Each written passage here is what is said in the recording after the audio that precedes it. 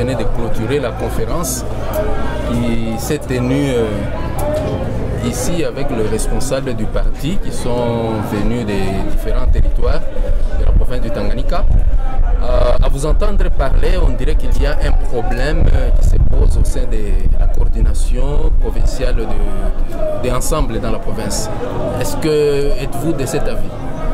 Non, il n'y a pas de problème. Je crois que comme dans toute organisation, c'est une organisation qui se structure et dans cette structuration, il y a peut-être eu de part et d'autre quelques frustrations que nous avons réglées et c'était le but de mettre les gens en ordre de bataille en réglant certaines frustrations qui auraient pu naître. Et maintenant, je crois que tous les problèmes sont réglés et c'était ça le sens de la conférence notamment. Qu'est-ce que vous attendez de cette conférence avec ces fédéraux? Ce que j'attends de cette conférence, c'est que les fédéraux rentrent avec détermination pour aller préparer la base, pour aller préparer les candidats et pour restructurer, réorganiser et mettre en ordre de bataille notre parti politique. Alors, M. Christian Mwando, vous êtes le haut représentant de Moïse Katumbi dans les Grands Katanga. Aujourd'hui, nous sommes pendant une année électorale. Que comptez-vous mettre en place comme stratégie pour que Moïse Katumbi soit réellement élu massivement ici au Katanga? Je pense que la stratégie, ça ne se parle pas devant la presse.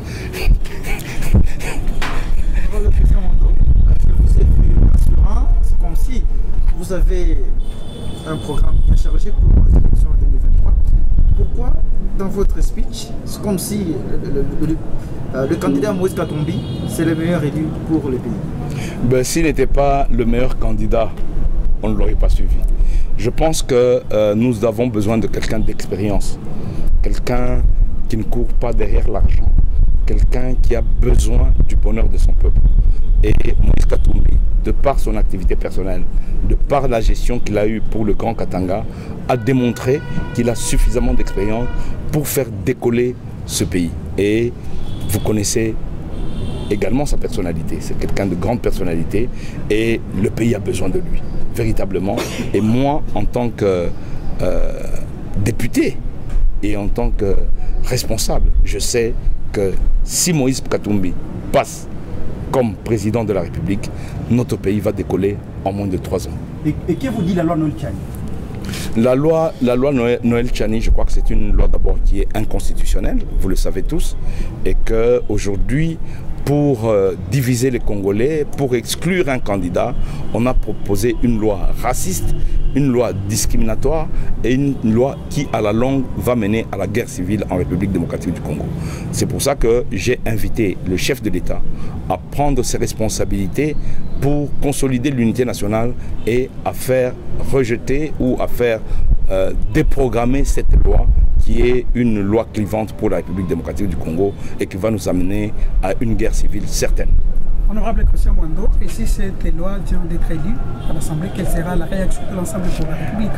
Si cette loi venait à être votée, évidemment, l'Ensemble pour la République ne pense pas que ce sera le cas, parce qu'au niveau national et international, cette loi est une loi raciste.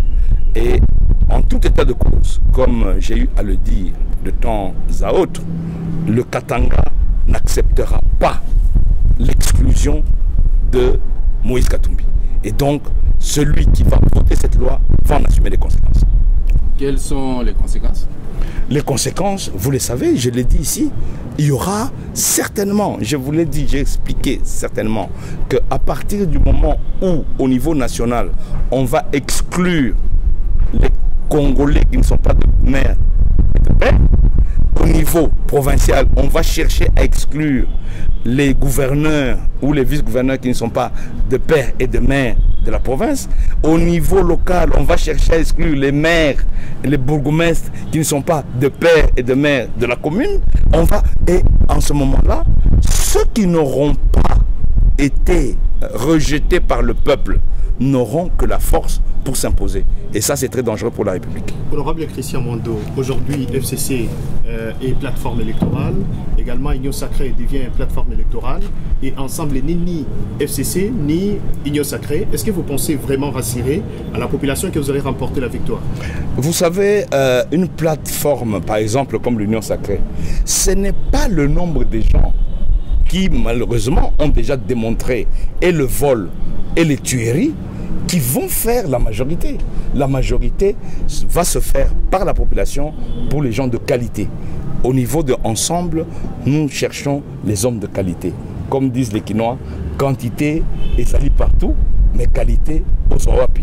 Donc, nous considérons que le peuple qui est déjà suffisamment réveillé, qui est suffisamment fort, ne va pas encore reprendre les mêmes qui l'ont fait souffrir. Parce que quand vous voyez les photos aujourd'hui de l'Union Sacrée, vous êtes choqués de tous ceux qui insultaient, qui tuaient, et qui sont signataires. Est-ce que c'est par rapport à ça qu'on va faire évoluer le pays? Nous n'avons qu'un seul témoin, nous n'avons qu'une seule confiance, c'est dans le peuple. Et c'est le peuple qui jugera. Merci.